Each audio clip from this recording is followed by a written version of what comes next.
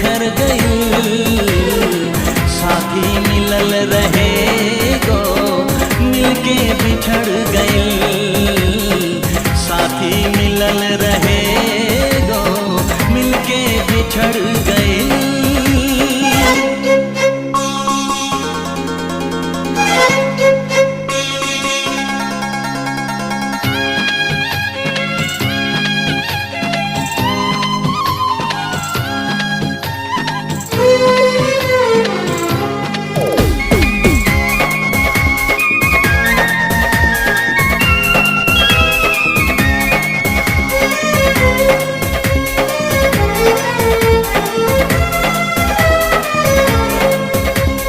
भगिया गजब के लिखले अरे हमर विधाता।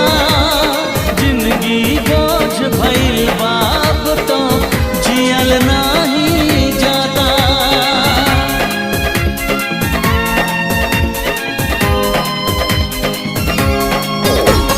भगिया गजब के लिखले अरे हमर विधाता। जिंदगी बोझ भइल बाप तो जियल नाही जाता। जियल नाही जाता। केकरा से कारी शिकवा, केकरा से कारी शिकवा। सब कुछ जर गई। साथी मिलल रहे गो मिलके बिछड़ गई। साथी मिलल रहे गो मिलके बिछड़ गई।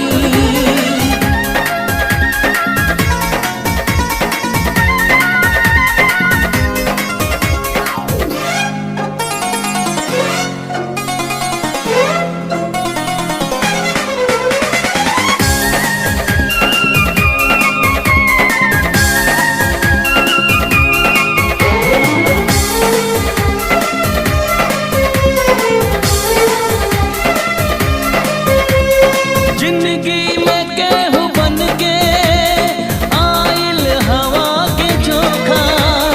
मीत मिलन से पहले किस्मत दे गइल रे धोखा।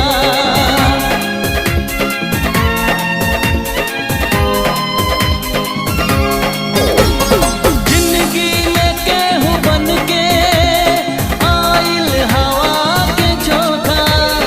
मीत मिलन से पहले किस्मत दे गइल रे धोखा।